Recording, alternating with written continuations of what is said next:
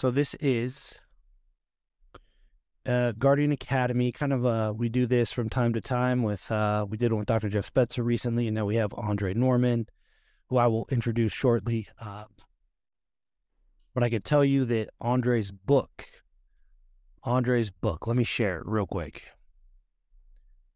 Right here. I'll make sure there's a link in the comments and description and all that.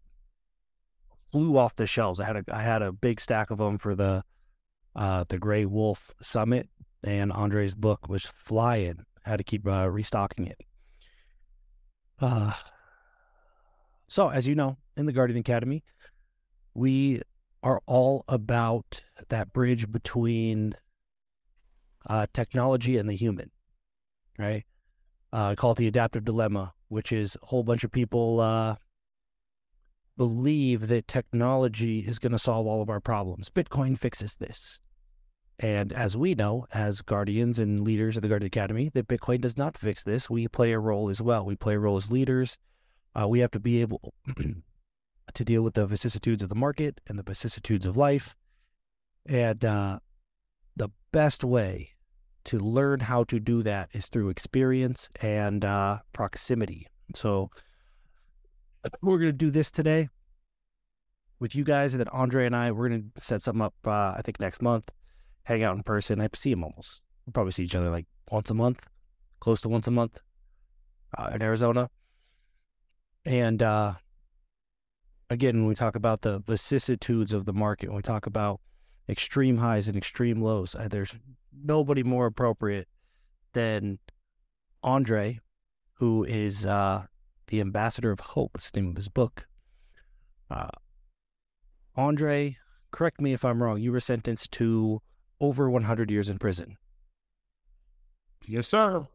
How long was that sentence?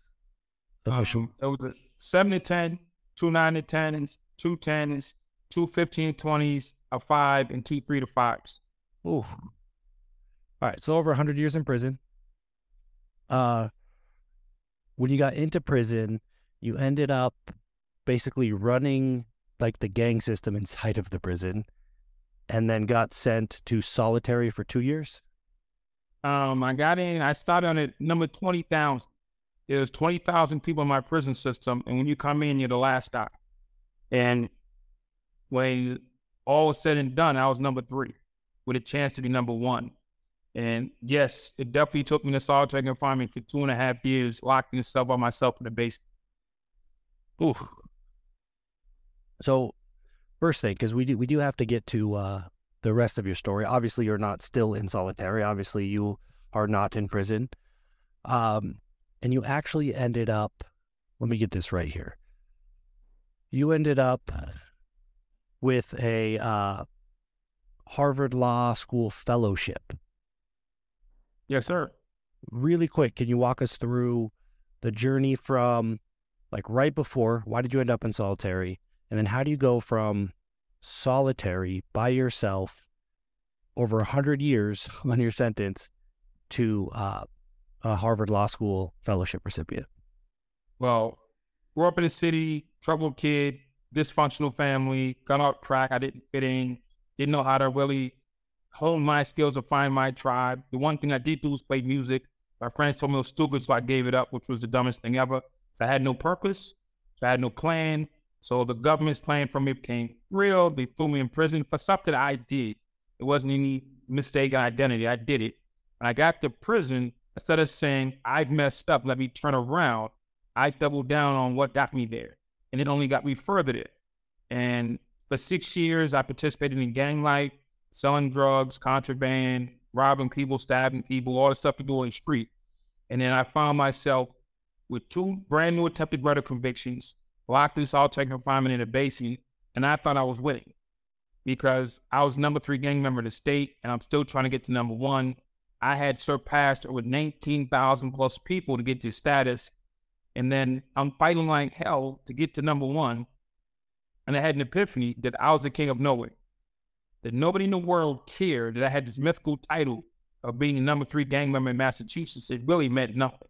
And I started looking at my life and looking at the things that I thought were wins, the people I thought were friends, and what I thought family was supposed to be. And I said, my life sucks. I said, I'm the king of this individual solipsistic world. It means nothing to anybody other than me. And all the people who fear me, love me, care about me could care less about me. Because if they said, you're going home, Nick, they'll walk around the door. There's no second thought. No, I'm staying with Andre. He's the boss. No, they're leaving me. So I came to realize that I was building a house in sand underwater, and it just wasn't even real. So I said, okay, if I can't be a psychopath, what's the point of being in prison? Was the first thing. I said, now, I want to be out of here. It was the first time I ever said I want to be out of prison. Then I realized something. Being free, which is what I said I wanted to be, free is only the parking lot. I want to be free. Free is the parking lot. So most people who get out of prison, they only plan to be free and make it to the parking lot and they have nothing else to do. So they go back to what they used to do and they get in trouble again. So I realized free didn't work for any group, white, black, Spanish, or Asian. So I said, I don't want to be free because it doesn't work because all the free people come back. I said, I want to be successful. And so I said, I'll go home, go to Harvard, be successful, and I'll never come back here. And I had a goal, I had a clear purpose, I had a clear marching order and everything else. I built a plan to make that happen. And step one of the plan was to look in the mirror and say, what's inside of Andre that's stopping this plan from happening? Because there's no external force that can stop me. Because if it could, I'd have been dead already. So I am my own worst enemy, my own best ally. I'm black, I'm violent, I'm doing 100+ years. I can't read, my family's poor, I dropped out of high school. You know what I'm saying? I just made a list of the true things about me. Then I started working on it. Went back to school, got my GED. Went to the law library, taught myself the law. I went to anger management. I went to all the programs, everything I need to do to eliminate the list of things that were preventing my goal from happening, I did. And it took me 8 years of studying every day. I overturned my case on appeal. I was guilty, but they proved they did it wrongly. So I want to be clear on that. I wasn't like some innocent guy. The DA just messed up. And he made a mistake. I found a mistake. I exploited his mistake in court. And as a jailhouse lawyer, which I taught myself to be, I beat a U.S. attorney. Overturned my case, and they let me out of prison. And when I came home, I had a goal to go to Harvard. And I just stayed on that track. I started in community service, community work, programming. I started designing programs, and people said, he's really good. And people just started hiring me because I was really good at it. And I leveled all the way up to 2016. But Harvard Law School called me and said they wanted to partner with me because of the work that I was doing. There was a situation in Ferguson, Missouri, where a young man was killed by a police officer. And nobody could stop the city from burning.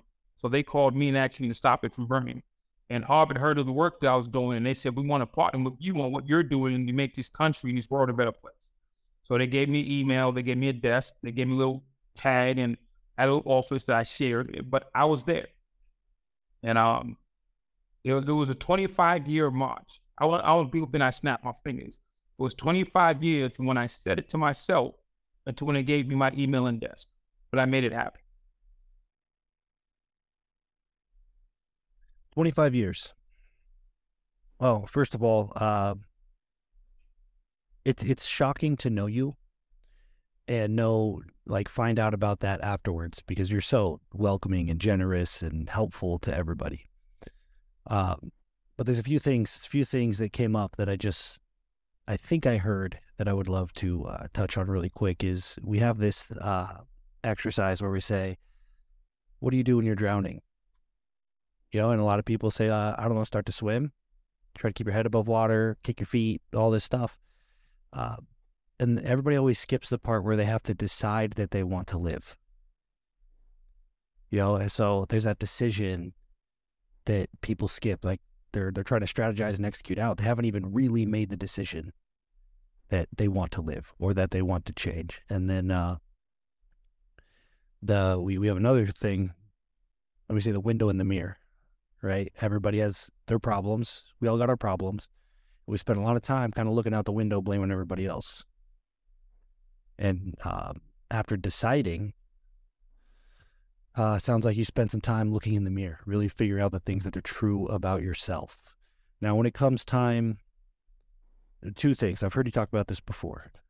When things are out of control, spiraling or going downhill quickly, a lot of people, and again, I'm using this language because I've heard you say it, a lot of people swear rock bottom's got to be coming soon.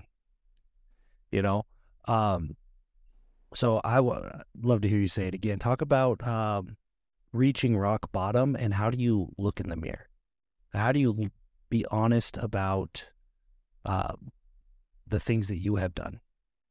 Well, the rock bottom concept is most people believe, whether it's addiction, whether it's bad habits, that when you hit rock bottom, that there'll be like some kind of like ticker tape that goes off and you get like email saying that you hit rock bottom. It's time to turn it around and get no worse.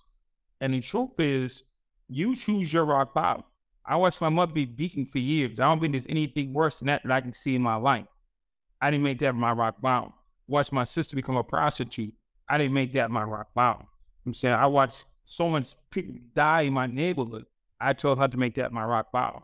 I got sent to prison with 100 years. I chose how to make that my rock bottom. So you get to choose when your rock bottom is. I just decided to say, you know something, the day I made my decision wasn't the worst day of my life. For some reason, worst day of your life and rock bottom seems to be correlated, and it's not. It's two distinct separate things.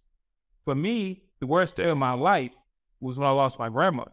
For me, I can't do nothing about it. That's out of my control. But for me, my rock bottom, I could just say, you know something, this is my rock bottom. If you want to choose today to be that person, just to be that moment, you can decide and stand on it. You don't need a flashing from the skies to say, hey, this is worse it's going to get. And I watched so many people wait for what they call the worst day of their lives when it change their lives. That is like the dumbest thing ever. Why wait till the ultimately like your legs get chopped off before you want to be a marathon? I'm saying, so I just decided today's my day and I'm going to build on it. And I had a guy I used to work for in prison laundry named Bill, all white, cool dude. He was just like, oh, he was like Archie Bunker with the coolest version of Archie Bunker you could ever meet. And it was one, I'm like back in 89, I used to smoke cigarettes. So me and three of the buddies said, we're going to quit smoking.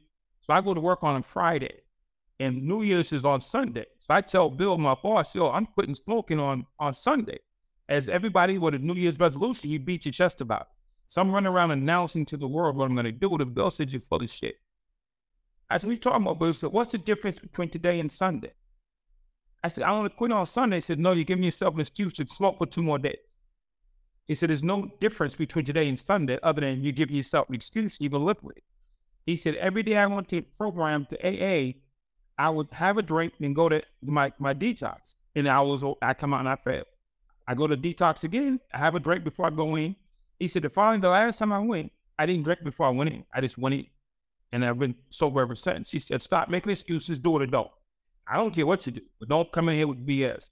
And I quit that day. And I've never smoked cigarettes again. I decided that day was my rock bottom. It didn't have to be New Year's Eve. Didn't have to be. Or I need funeral. I call it funeral thinking. We go to a funeral and we're standing there. We're thinking of all the stuff we want to do in life, all the places we want to go in life, all the people want to apologize to in life while you're at the funeral. We have so much clarity standing in a funeral home that it's pathetic. I think we should do masterminds to funeral homes because everybody's so clairvoyant. They get it. But the instant they walk out of their funeral home and they're back in their car and their phone starts ringing, they're back to normal. So I just believe I get to decide when my rock bottom is and when I'm going to start building upward. And I don't need to stand in the funeral home and watch a cousin or auntie lay in a casket to get clarity of thought. I'm all in for the funeral home mastermind. Sign us all up. So you decide when your rock bottom is. And this is something that we do a lot in the Guardian Academy. We talk about it a lot. It's again the window in the mirror. The process of actually there's two things that I'll touch on that are our concepts that I think you could elaborate on. The first is authority versus leadership. Right? And a big part of leadership is helping others understand how their own behavior is contributing to some of the problems. Right? It's very easy to create the us versus them, the polarization and all that stuff. But leadership, the way that we talk about it is really, first you must lead yourself, then you can lead others.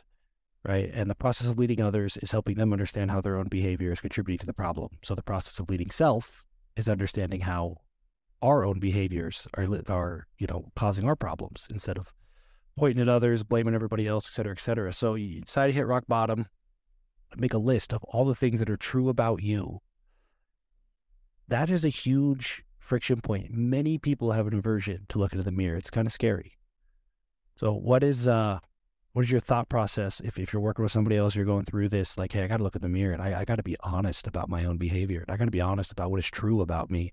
Maybe some stuff that I've been denying for a very long time. If somebody doesn't want to tell themselves, not somebody else, themselves, 100% of the truth, then they'll never be 100% successful. Because that 1% of thing they're holding on to will always block their true path or their true destination. If we have a cancer, we don't want 99% of it out. We want 100% of it out. So when you get your chance to purge or let go of everything, not just one last toxic thing that's going to repopulate your body and cause the same damage to the last thing did. So for me, I just make a decision and I had to stand on it, and I help people say, listen, what do you want? I want X, Y, Z. Now, how bad do you want it? Do you want it? Would you rather have this pain or hold on to this pain? People clutch to pain. We kick love out the door, but we clutch on the pain. I watch so many people, my mother, my sister, clutch their pain. They refuse to let it go. It becomes like a part of their personality. And it's like they live it. And whatever that looks like. And clutching your pain will never get you to your purpose. So I help people have a process where we help people let it go. It's not easy. And you have a place it needs to go and a place it needs to do. When you have clear instructions on how to move away from it safely. And authority versus leadership in prison, you would think that the strongest guy wins. No, the strongest guy works for the smartest guy. And that's the first law. And when I got to prison, I had a buddy named Dominic, who was a top gang leader in the prison system.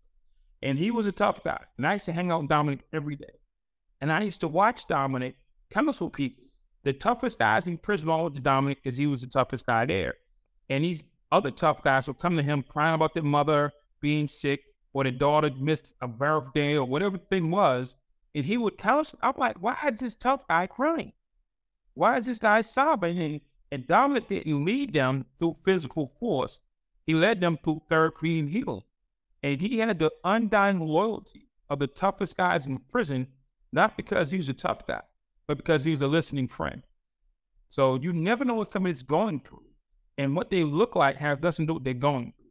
So if there's 20 people on this call, there's 3 people on this call who are dealing with a loved one that's struggling with addiction. There are 3 people on this call who's worried about their kids struggling, but we'll just cast that aside and let's go focus on something different. You are a sum total of your life, not the pieces you want to focus on.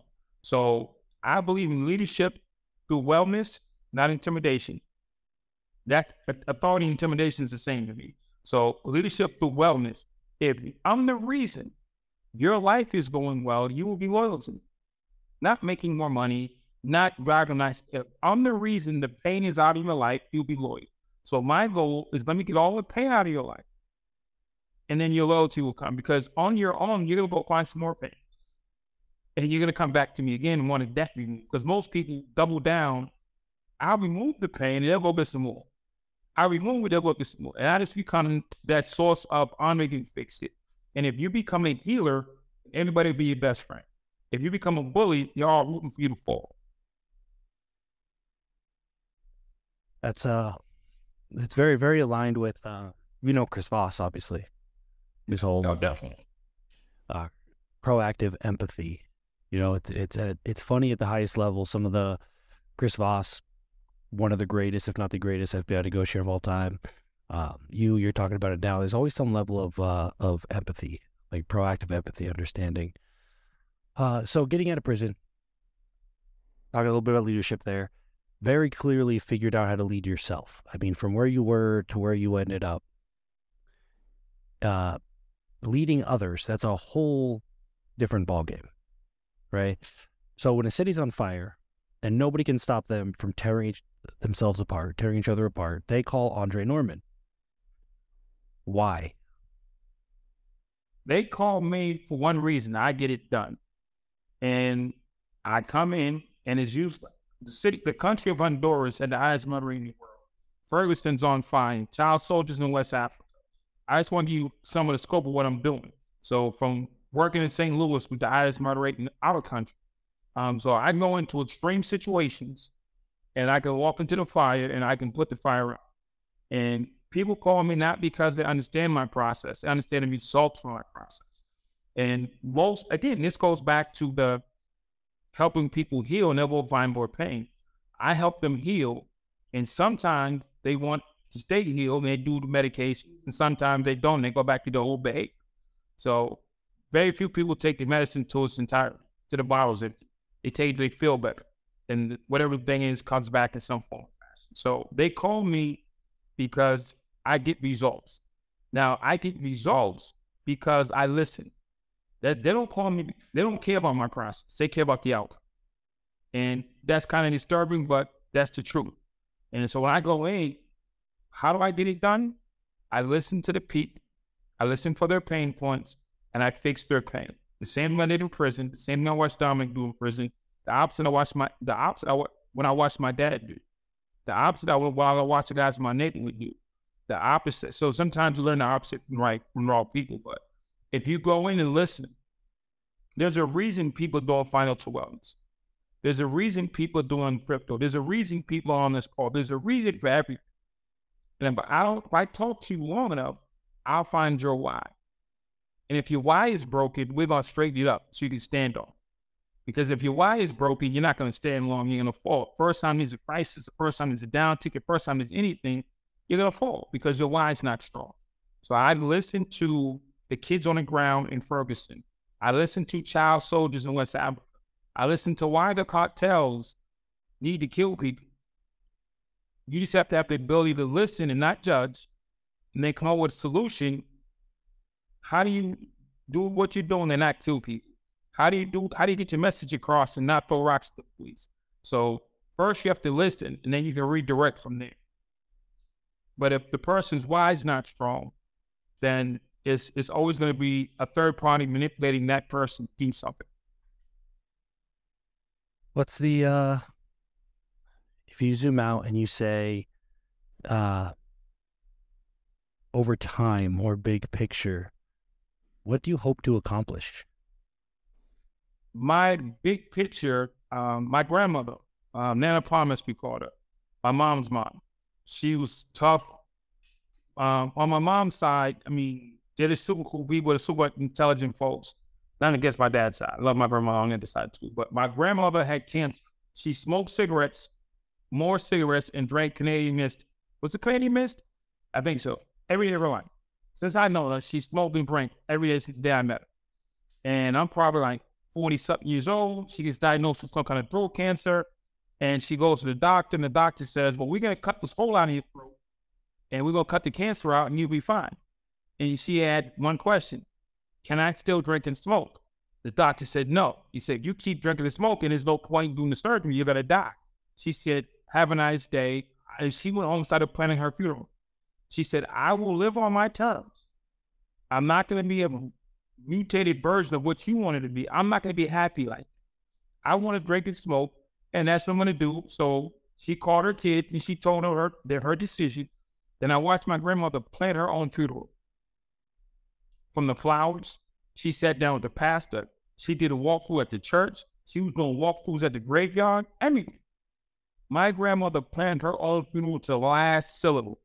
And she died. And she went to the ground. And that's what it was. And we dropped her off at the gravesite. I'm the type of guy who hangs around last. So everybody leaves. I go back over to say my final words. And this strange white dude in overalls comes out. I said, yeah, Juanita was cool. I looked at this like, who are you talking about my grandma? I immediately got offended. He's like, yeah, she used to call me every day. I was like, that's my grandma. She used to call and talk to the guy who was going to bury her on a routine basis. So I took from her not being scared of death is going to happen in some form of fashion at one day. So I said, when I go, what are they going to say about me? What is going to be on my tombstone, which is the last thing we generally get, is a tombstone with 3 words. I mean, 3 sayings. It's like the date of birth. So my tombstone is going to say 3 things. That I'm not trusting my son to write my tombstone. I'm going to be like my grandmother, and I'm going to write my own tombstone. The first thing on my tombstone is going to say Harvard Fellow, because I did that. I am a Harvard Fellow. Against all odds and impossible scenarios, Andre Norman is a Harvard Fellow. And if you've never met me in life, but you look at my tombstone, you will say this man was a Harvard Fellow. The second thing it's going to say is Honorable Son. I've done crazy work on behalf of my mother and father, not showing up for Christmas and sending birthday cards. I've done stuff for my parents that go well beyond anything a normal son would do. And it will say Honorable Son.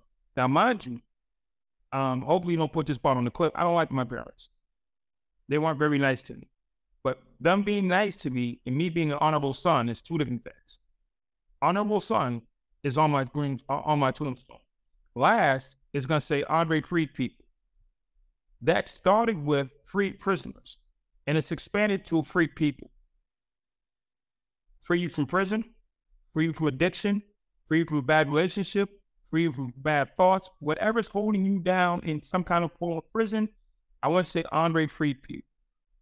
And that was the biggest expansion on my tombstone, because it used to say ended mass incarceration, but that was a specific group, not everybody. And I'm into everybody. When I first came home from prison, I only helped Black boys because that's why I was comfortable. Then I started helping Black girls. Then I started helping white kids. And I started helping Spanish kids. Now I help kids, so I help people. But I started where I was comfortable, and I expanded out. So my first thought was, I ended mass incarceration, which is freeing people from incarceration. Now it's just, they'll say free people. So when you see me, any place in the world, you say, well, what is he doing? And does it line up with his tombstone? Is that an honorable son? Am I seeing an honorable son? Am I seeing a Harvard Fellow? Am I seeing somebody trying to free somebody? So right now, I'm sitting on this call because I want somebody to be free. So if somebody walk by and say, what's he doing? No, he's on his own trying to help people get free. That lines up with my tombstone. What was he doing last week? Well, he was in prison 3 times last week. Helps the lines up with my tombstone. Well, he was doing, I had a lawyer call me about her daughter down in Florida, a little 16-year-old white girl smoking weed and going down the wrong path. I'm now the help her do her 68 hours of community service and coach her in a weekly call, just one little kid. That's helping her get free from addiction and bad choices. So I don't play favorites. I just help people get free. If my life doesn't line up with my tombstone, then I have no business doing it. I took a note here. To write your tombstone. Right? Yeah. We have a concept. I have a concept, DALA, D-A-L-A, which is either directions for acting like an adult or don't act like an asshole. And the way we define asshole is behaving in a way that is diametrically opposed to what you state your beliefs are. That's it. No judgment. You're just, so I might add this in here, write your tombstone, and then anytime you're behaving in a way that is diametrically opposed to what your tombstone says, you're being an asshole. Yeah, I wouldn't call him an asshole. I take vacations and I go to the movies. Going to the movies isn't really freeing anybody, right? But you can still live. But for the most part, your life should reflect those 3 statements. You go to some of these businesses, a mission statement on the wall. You go to some place else, there's a mission statement on the wall. Where's the mission statement for your life? It's your tombstone. But generally, somebody else will write it for you. Oh, Harry was a nice guy. He was a great dad. Yeah. And your kids didn't even like it. But they're going to put it on your tombstone. Great. I challenge anybody that is here or watch a replay to do that. Write your tombstone. Give it some thought. Don't rush. Be thoughtful about it. All right. So we're going to wrap up this live recording. This part, we're going to share the replay. Then if you have time, we'll do Q&A. But a few things is, one, Andre and I are going to do some other stuff together. Like I said, we see each other about once a month. Amazing thing about Andre is we'll just be chilling and I blink and he's gone. He just disappears like a fucking genie. But when he does that, it took me probably a time or two to like, hey, Andre was here and now he's gone. He is typically responding to crisis right in the middle of events, right in the middle of the day. I don't know how many you get per week, per day, but almost every time I've seen you has been like, hey, I got to go help someone. And you're out. And that is, it's a good reason to disappear. And second, you have a documentary coming out. Documentary is coming out. Do we have a date? I would say early spring. Okay, early spring. I'll try to get links. Yeah, I'll try to get links. It's a Jeff Hayes film. Jeff. You'll see in February. He'll give you one. Oh yeah, we'll see him in February. Jeff Hayes is a phenomenal filmmaker. He's a good friend, good dude, all around, incredible human. He makes his most recent movie was shut down multiple times. And then Andre also good friends with Joe. We have Recovery Punks, so hopefully in the future we'll be able to do some stuff for like Recovery Punk holders to support Genius Recovery and Artists for Addicts and all of that. The last question that I have before we stop the recording, and it's really just me curious as to what you'll say here. The scariest moment of your adult life. The scariest moment of my adult life. Is this recorded or not recorded? All right, hold on. I'm going to stop the recording. I'm going to stop recording. We're back for just a second because, and everybody that just missed everything off record, you should have extreme FOMO. We talked about a bunch of stuff just now, but what I want to know, and what everybody on this call wants to know, because this is the kind of community that we have, and you mentioned even life gives to the giver. If somebody's listening, whether they're live or catch this replay, and they say, hey, I want to support Andre, I want to give back, I want to throw some fire on what he's doing, I want to contribute to what he's doing, what can they do? First thing you can do is not jump over your own to come help my tribe. I got a group of people I work with around the world with addiction and incarceration and struggling. But don't skip your own family, your own loved ones, your own community to come help my community. Because that's not making the world a better place. That's just scapegoating and getting you out and making you feel good. I gave that guy some stuff, he's going to go save the world. Is there somebody in your community that needs your help? Is there somebody in your community that needs their check? Is somebody in your community that needs your volunteer hours? As much as I'd love to have them, I could use them, I know how to deploy them. Don't jump over your own to go save somebody else's. I'd much rather you say, Dre, there's a school in my community that needs my help. How do I do it? Then you write me a check. Hey, Dre, there's a program for addicted kids in my community. How do I engage it? Then you come volunteer in my place. If we all help our own communities, then the whole country gets better.